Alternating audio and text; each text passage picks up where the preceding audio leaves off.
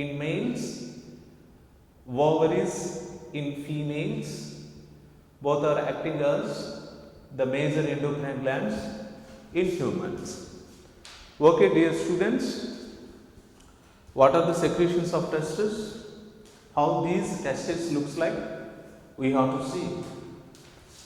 If you see the testes are oval shaped or round shaped glands descended into the abdominal cavity, below the abdominal cavity.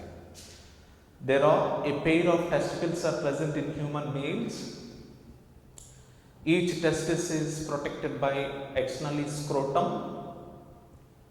Scrotum provides specific temperature that required for development of sperm cells inside the testis. Each testis has 250 chambers or compartments which contains highly coiled tubules called seminiferous tubules. In between these seminiferous tubules, Leydig cells are present exactly towards the interstitial cells. These Leydig cells are present, located. The Leydig cells are able to produce a hormone, steroidal hormone called testosterone.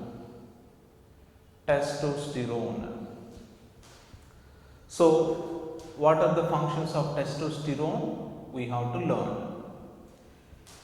Testosterone is a cholesterol or steroidal hormone that helps to maintain sexual behavior in the human males. That includes development of accessory human reproductive organs.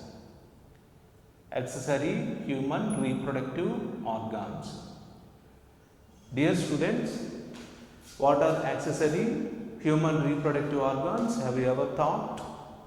The accessory human reproductive organs, which includes the epididymis, vasa efferens, vasa deferens, and seminal vesicles, and these are considered as accessory reproductive organs. Okay.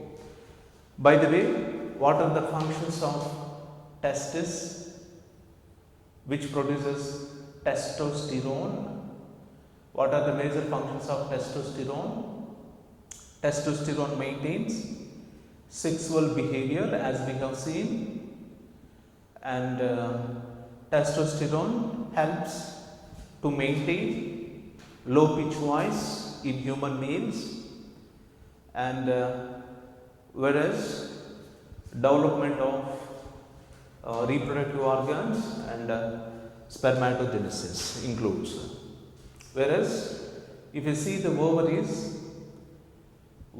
are also one of the important endocrine glands. Testis and ovaries both are considered as cytogenic organs. What are cytogenic organs? Organs which are able to produce the cells. They are called as cytogenic organs. And egg cells are produced by the ovaries, so that's why they are cytogenic organs. And by the way, ovaries contains stromal tissues and ovarian follicles. The ovarian follicles are developed by a hormone, namely estrogen, that is initially produced by the ovaries. Estrogen is a cholesterol or steroidal hormone which maintains sexual behavior in human females. So, what is the sexual behavior in human females? Secondary sexual characters, that includes development of stromal tissues and the development of high pitched voice in the human females, and the development of other sexual characters. And these are under the monitoring of estrogen. Whereas after ovulation, after complete ovulation, what will happen, you know? The ovaries are going to develop into corpus luteum. Corpus luteum. The corpus luteum able to produce a hormone, namely progesterone. Progesterone, the hormone produced by this corpus luteum. The progesterone helps in the implantation of a baby after fertilization, and it helps to receive blastocyst. At the same time, the progesterone helps to grow and development of uterus. These are the various functions of the ovaries. And dear students, you have to learn one more important endocrine gland, that is adrenal gland. Adrenal gland.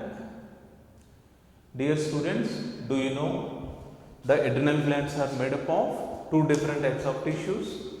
They are cortex is a tissue, medullary region which is made up of medulla is a tissue. The cortex has divided into three major zones: zona glomerulosa,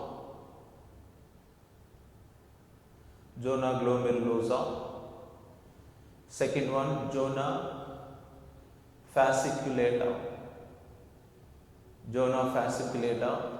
next one zona reticularis.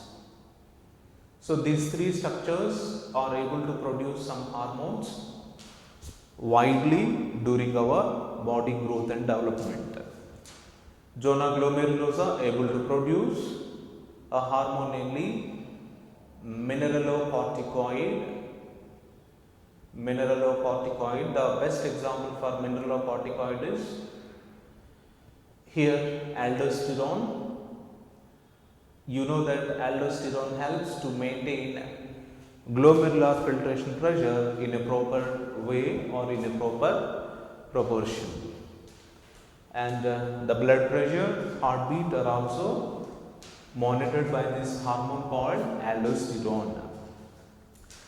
If you see the zona fasciculata, which produce glucocorticoids, the glucocorticoids, best example cortisol. Cortisol helps to maintain cardiovascular system and kidneys. If they are functioning well, it's because of hormone, namely cortisol. The cortisol regulates the functions of